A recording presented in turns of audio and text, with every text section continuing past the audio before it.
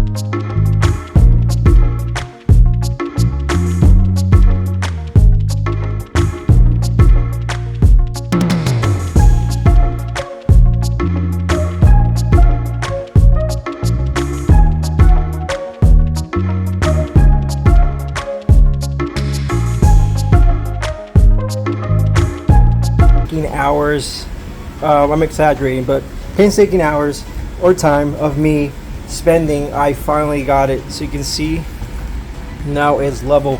So what I ended up doing was I removed these two brackets, as you saw. These are removed from the condenser, and then I used the little grommets, as you can tell, to support it, so that way it won't go all the way down, and it does clear the hood when I close it. So yeah, it's not plug and play. You're gonna have to modify, and I'm gonna have to find a way to get a bracket onto this side, so that way I can be supported on that side, because it definitely needs it definitely needs a bracket on this side to hold it equally. So yeah, one here will support it just fine. So yeah, now I'm gonna put the traction bar with time, and I think it should work, because now with the bushings it will clear. So I will be documenting that as well for you. Alright, so I am mocking everything up. So you can see, got the radiator, now it sits a lot lower. And then this little overflow tank feed lines up perfectly. I'm gonna route it down here, the hose, and then it's gonna come to this side. Kind of sucks as I don't want to obstruct anything from the intake, but I don't have any place else to put it. All this side seems to be really crowded, and then in the future I am hoping to put some AN10 dash lines running from there with an oil cooler to put it somewhere down here in the front. Alright, so I mean, mocked it down. I also brought back the thermostat, the trouble one, and as you guys saw in the video, I am trying that Integra Type R 2001 Integra Type R thermostat to see if it works, because I know the stand thermostat, which it is a stand style thermostat that it came with, it was really faulty, and I've seen a lot of people complain and have issues as well with leaking, and then the thermostat not opening up properly, or running the engine too hot or too cool. So I'm gonna try this to see if I can bring this one back to life. If not, I'm gonna have to spend more money and get the V2 K20 because it is swivel and it allows you to use the RSX style thermostat. But yeah, I went ahead and put the AN fitting, the dash 16 at the bottom, and then I mocked it. So let's go down to the bottom so you guys can take a look. So this is what we are working with. So you can see I am gonna run a 90 here and then hose to another 90. That seems to, you know, work out for me. Probably keep it in that style, but if anything I have, I can play with it, but 90 seems to work for me at this point. And then I kept the little grommets, as you guys can see, right in there,